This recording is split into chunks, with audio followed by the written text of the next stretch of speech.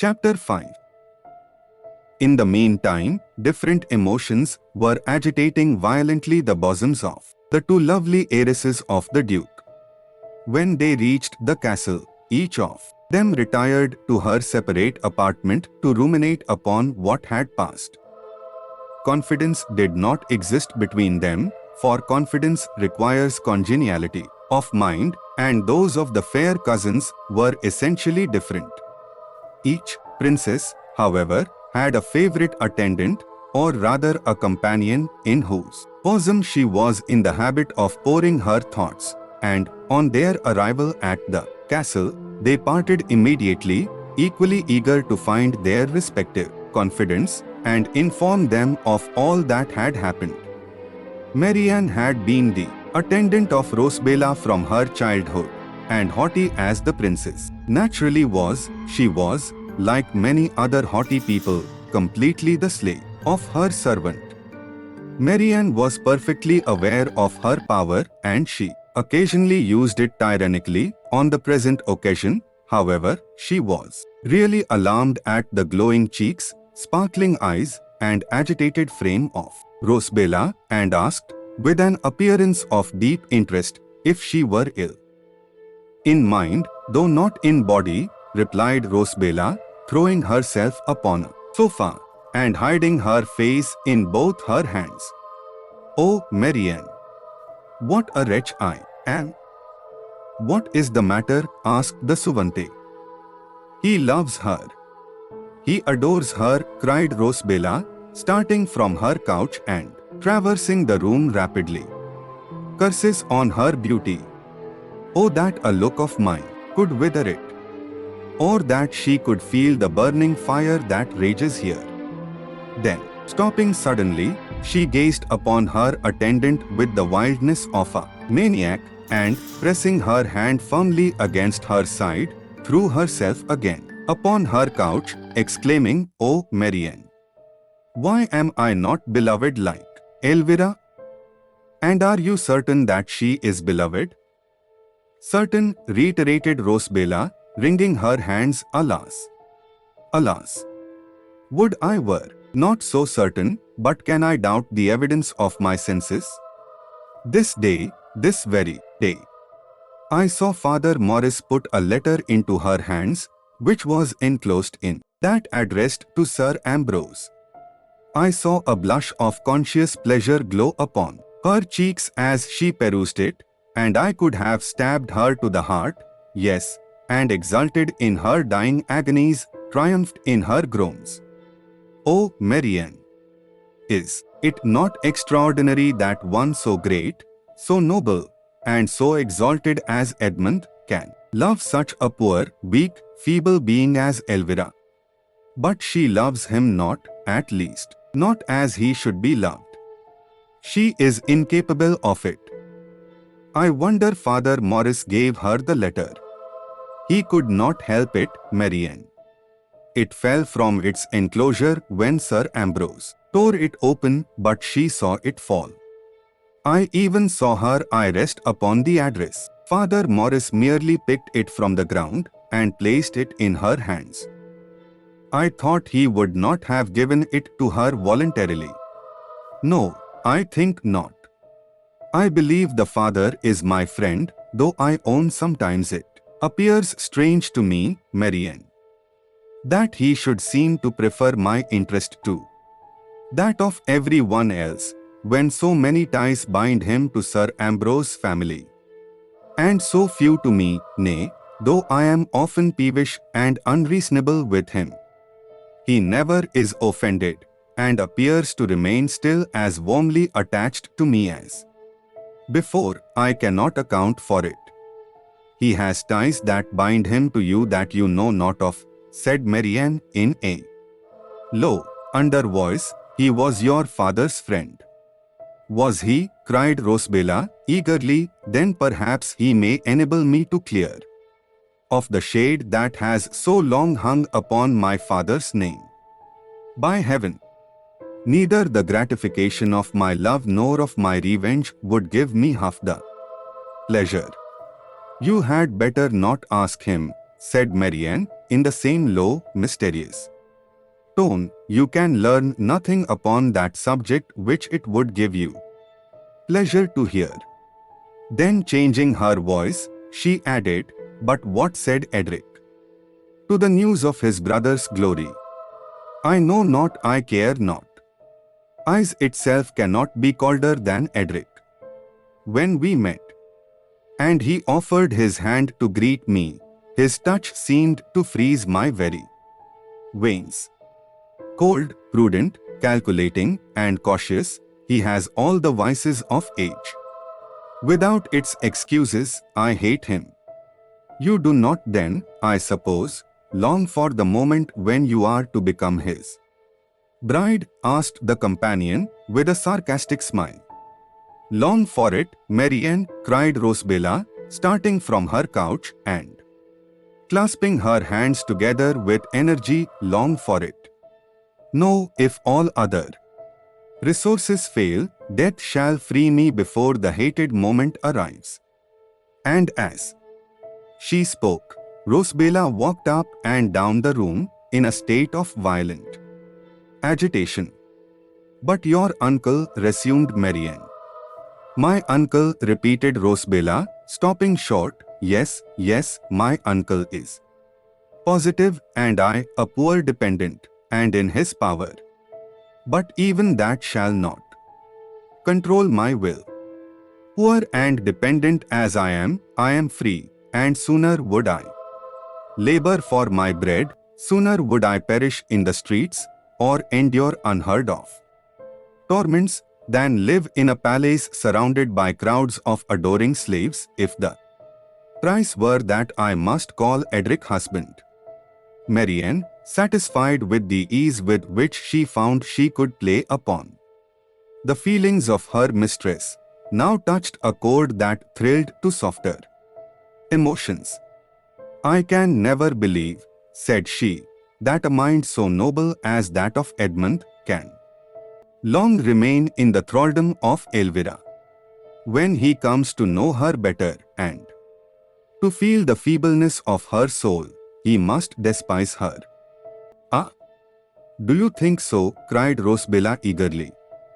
"But you deceive yourself, Marianne. Edmund is so blinded that he fancies her very faults perfections. But that blindness cannot last forever, and when it wears off, disgust must ensue." "Oh, Marianne, if it were so!" exclaimed Rosabella, and sitting down, she rested her elbows on her knees, and pressed her hands against her beating forehead, concealing her face and remaining apparently lost in meditation. Marianne did not disturb her. She was aware that she had given her active imagination a theme to work upon, and she left her to enjoy it tranquilly, resuming her usual avocations without seeming to notice her abstraction.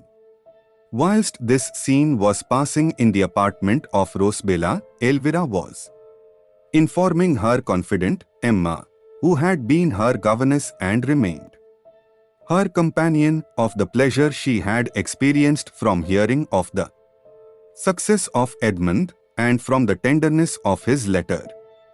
"How I wish I could love him as he deserves," said she, "but, alas, I fear it is not in my nature. I can scarcely even comprehend what he thinks I ought to feel, and the violence of his manner terrifies me beyond expression. Is it not extraordinary, Emma, that this passion, which seems so universally extended throughout all nature, should be alone a stranger to my breast, that I alone should be debarred from feeling its influence? Edmund complains of my coldness, and I feel that he has reason to do so. I feel that his love is different from mine. I esteem and respect him. I have even a sincere friendship for him, and no one values his worth more than I. I should also be very sorry if any misfortune were to befall him, but this is all. and I do not think I am capable of feeling more for any one. Indeed, you deceive yourself, replied Emma. I am sure a heart so kind and affectionate as yours is capable of love. Do not marry Lord Edmund. I am certain you do not love him as you will love one day, and if a day should arrive when you feel a real passion, what will be your horror at the recollection of the sacred ties which bind you to one who is indifferent to you? I shudder at the thought. And so should I, Emma, but that it is impossible such an event can happen.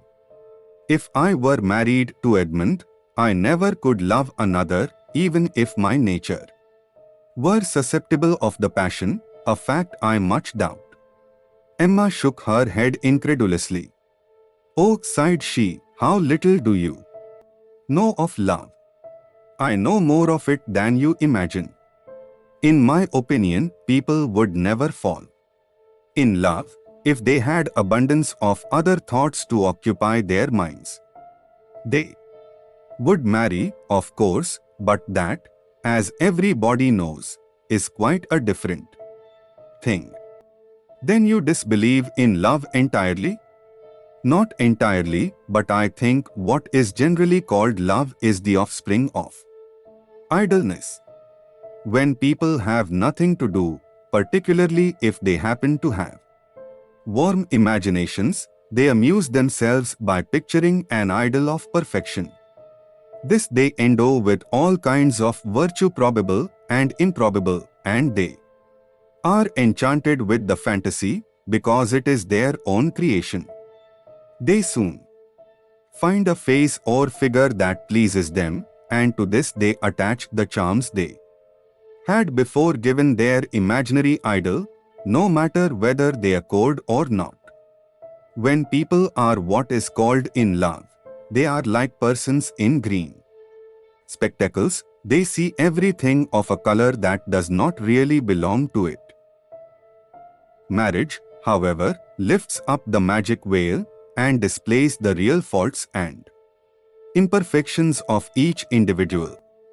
The self-deluded mortals then find out their mistake, though too late, and start back aghast at the appalling spectre that presents itself, crying out bitterly against deception, whilst, in fact, they have been only deceiving themselves. You reason admirably, but it is only from the head, not the heart. If you had ever felt, you would perceive the fallacy of your arguments. I think not, for I am convinced the experience of 99 persons out of 100 would confirm what I say, if they could but be persuaded to avow their real sentiments. This, however, they are always, in such cases, very reluctant to do, as no one likes to own himself deceived. And do you think all love is like that you have been speaking of? Heaven forbid. No, no, Emma, do not imagine I am such a heretic as to deny the existence of true love. I only think it is very difficult to be met with. That it does exist, I firmly believe, but few, very few are the bosoms that are capable of feeling it. Now I agree with you perfectly. I thought you could not mean all you before asserted. Excuse me, Emma, I did mean what I said. But I did not then speak of real love. I spoke only of the passion, or rather fancy, that usurps its name. Real, pure, undefiled love is that absorbing affection that prefers another's happiness to its own, that devotion that would sink unknown to the grave to procure another's happiness, that seeks not its own gratification but would sacrifice all the world can give to promote the welfare of another, that can taste of no pleasure and partake of no delight unless it be participated by the beloved object, and even then joys in his satisfaction more than in its own. This is what I call love. I can imagine such a passion, though I shall never feel it. However, that it may be felt, I am firmly convinced, though even you must acknowledge, it is rare to find it. Alas!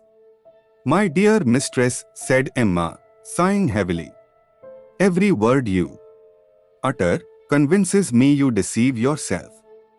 For God's sake, do not marry Lord Edmund. You could have no idea of the romantic feelings you describe if your heart were not open to receive them. Lord Edmund does not. Hush! Hush! Emma exclaimed Elvira, playfully interrupting her. It is of no use. Say what we will, like most people that argue, we are sure to remain of the same opinion when we have done. I don't believe anybody ever yet was convinced by words. We must wait for facts, and, an attendant, suppose we consult upon what dress will be most becoming for us to wear at the approaching ceremony. Emma gladly consented, and the princess and her companion were soon involved in a maze of ribbons, crepes, gorges, silks and satins, from which it would be quite in vain for me to attempt to extricate them. When Edric next saw his father, after the partial explanation that had taken place between them, he was excessively surprised to find him behave exactly as usual. The youthful philosopher was rather disconcerted at this conduct, which completely deranged all his speculations. In the course of his meditations in the grove, he had magnanimously made up his mind to endure every species of persecution rather than submit in the slightest degree to alter his opinions, and such is the strange and whimsical inconsistency of the human mind that he was actually disappointed when he found there appeared little prospect of his heroic resolutions being called into practice.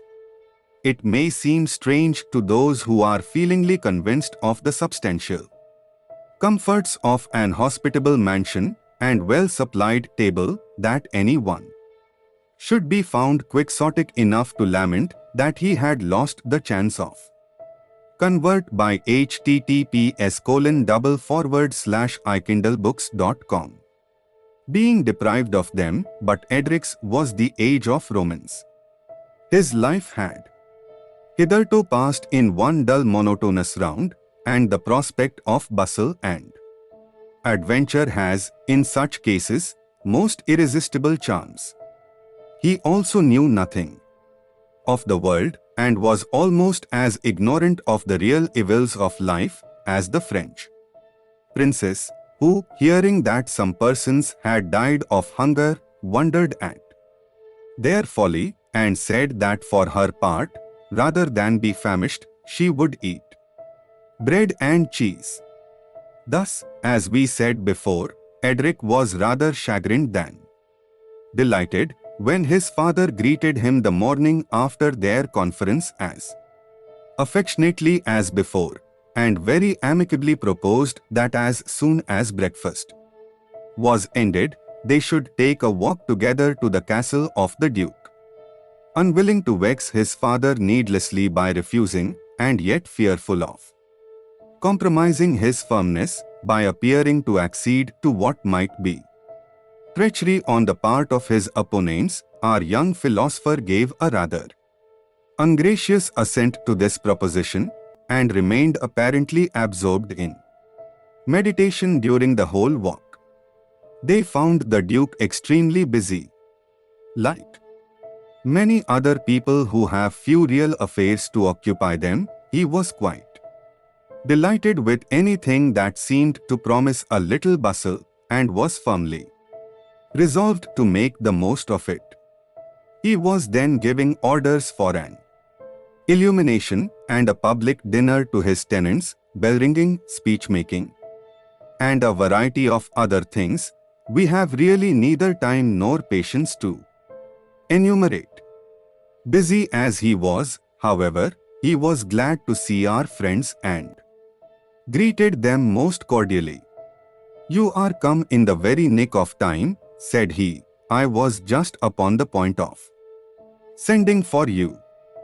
Do you know, Sir Ambrose, it has struck me that this triumph of Edmund's will be an admirable opportunity for his marriage, and for yours too, Edric. What say you, Sir Ambrose?" "Oh, of course I can have no objection." "And of course," resumed the Duke, "I do not suppose the young men can have any. What do you say, Edric?" But Edric did not speak, for, to own the truth, he did not exactly know what to say.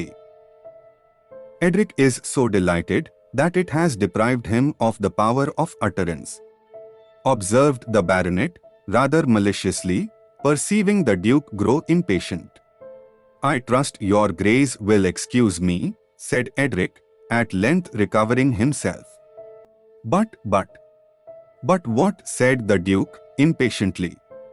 "I thought," resumed Edric, with considerable hesitation, "that your Grace did not intend that the princesses should marry till they had passed the age. That would render, that is to say, that does render them eligible candidates for the throne.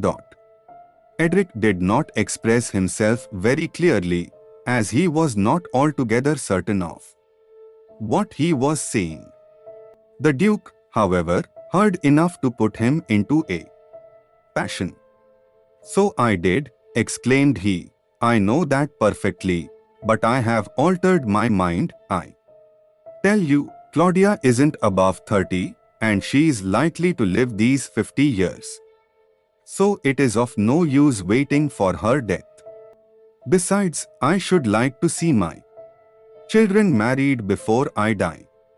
I am getting old, and anxiety in these respects increases with declining years." "Then my anxiety ought to be greater than yours, Duke, for I am the eldest," said Sir Ambrose. "By a couple of years, at least," returned the Duke, laughing, "for I suppose that is about the difference in our ages.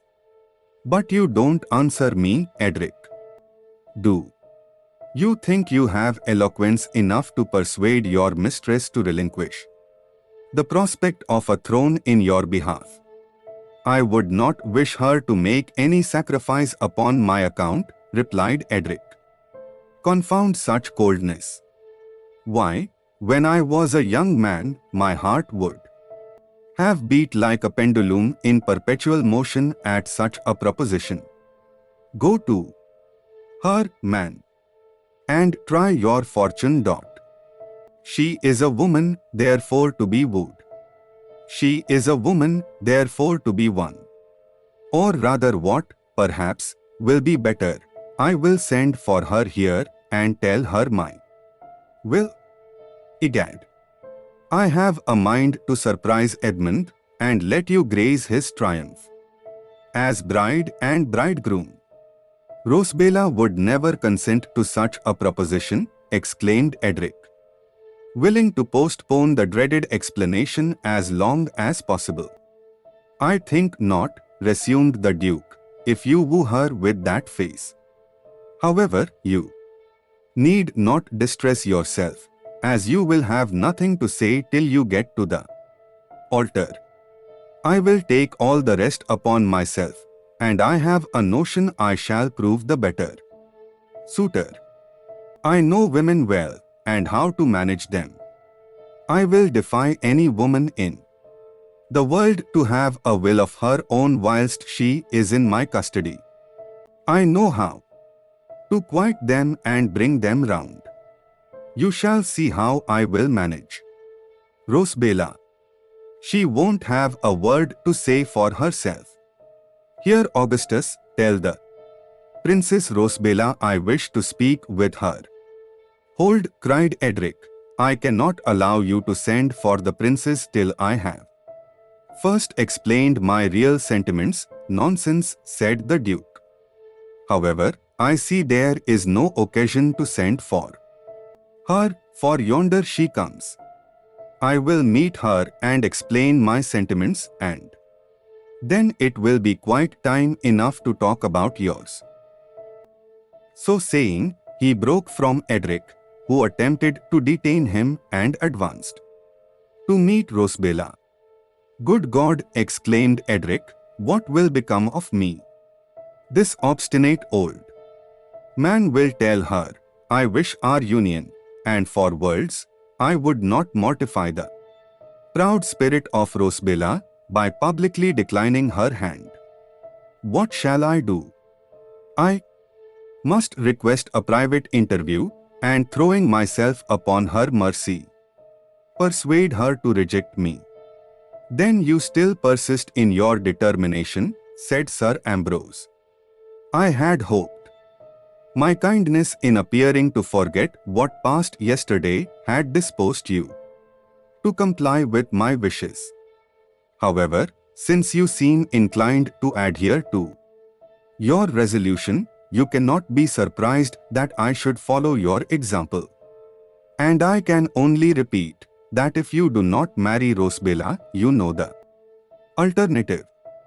"I do," said Edric firmly, "and I am prepared to meet it."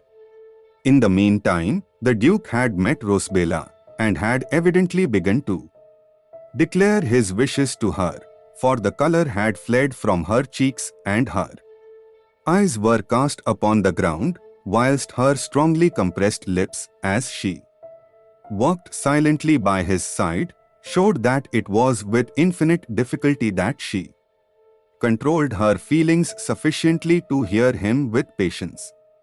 "In short," said the Duke, as they drew near Sir Ambrose and his son, "I have fixed upon the day after tomorrow for your wedding, and though I own the time is somewhat short to make preparations, you must be satisfied to have your wedding clothes after your marriage instead of before, which I should think need not make much difference. So now all you'll have to do will be to tell your cousin, and the day after tomorrow your name will be Montagu."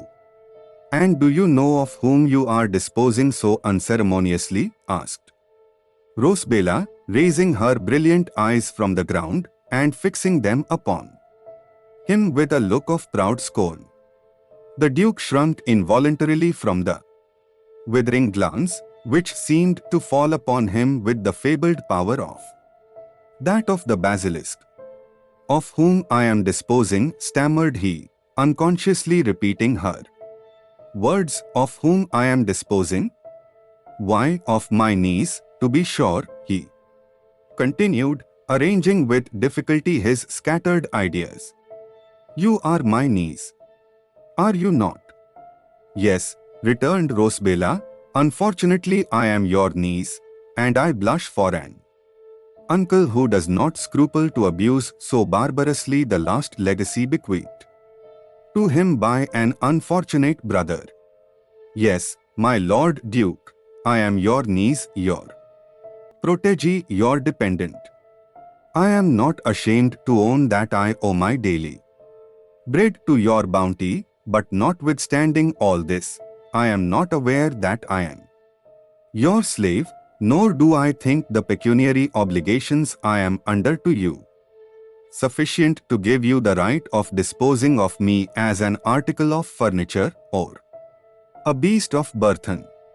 "You mistake the matter entirely, Rosabella," said the Duke. "I do not wish to hurt your feelings. Do you think, then, that I am formed of stone or iron, that I am to be told to marry when and where you list, without having my inclinations consulted or my affections gained? Look at the bridegroom for whom you destine me. Certainly I must be insensibility itself to resist such overwhelming ardor." "You are right, Rosabella," replied the Duke, "he is enough to provoke a stone. I admire your spirit. A woman should not unsought be won, and he, I own, looks as if he expected you to go down upon your knees and beg him to accept of your hand.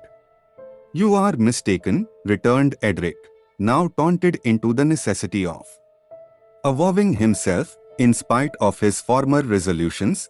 It is not merely coldness that dictates my conduct.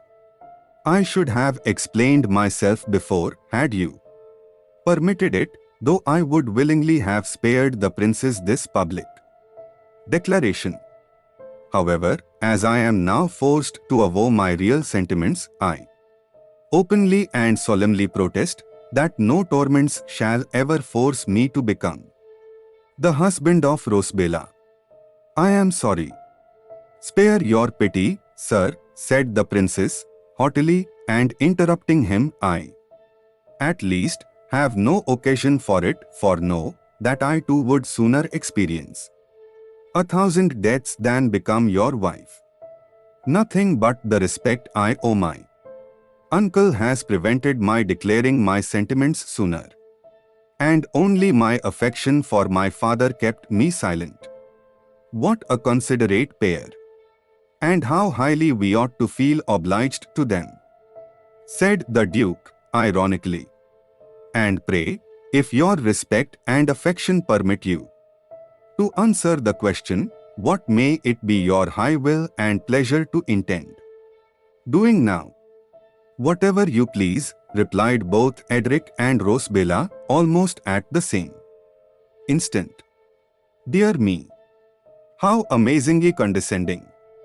So, as long as you are permitted to have your own way, we may have the honor of suggesting plans for your approbation whenever we please. How astonishingly kind!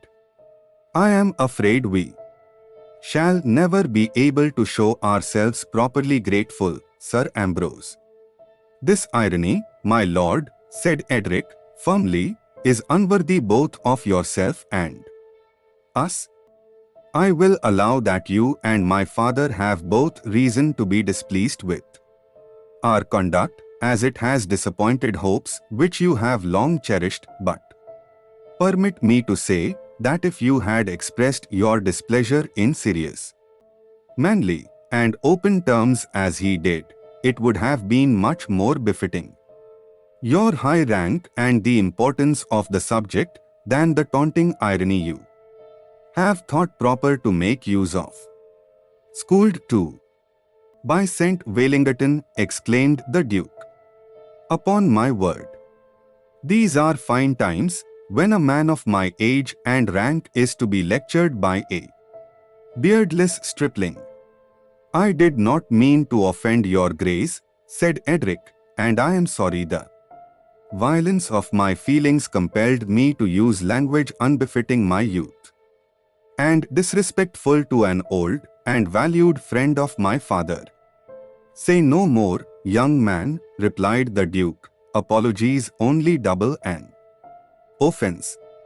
If such are your sentiments, I would rather you declared than concealed them, as I think even insolence preferable to hypocrisy.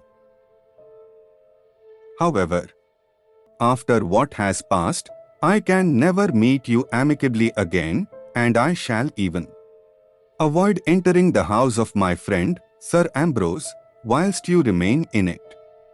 This was spoken with dignity and a majestic firmness of tone. The Duke's voice, however, trembled a little as he continued, I shall be sorry to lose the society of my old friend, and I should be equally sorry to induce him to desert you, but I cannot willingly expose myself to insult, and I must accordingly decline all farther intercourse with your family. Decline all farther intercourse with our family, exclaimed Sir Ambrose. This from you, Duke. And Edmund, my darling Edmund, is he to suffer for the faults of his brother? How do you know that the loss of my daughter would make him suffer? Asked the Duke, sneeringly. Perhaps when the moment came for me to give her to him, he too would make a bow and humbly asking my pardon, beg leave to decline the honor. Oh, curse such politeness. My dear Duke, I would answer for Edmund with my life. He adores Elvira and loves you as a father.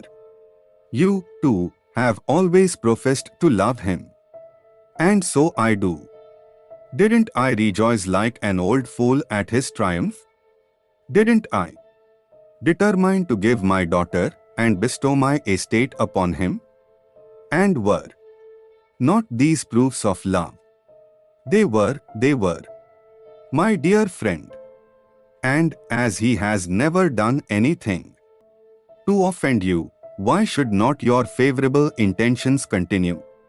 Why should you punish him on account of this ungrateful idiot whom I renounce forever? Oh, my father! My dear father, exclaimed Edric, do not say forever. Yes, forever. I repeat, resumed Sir Ambrose.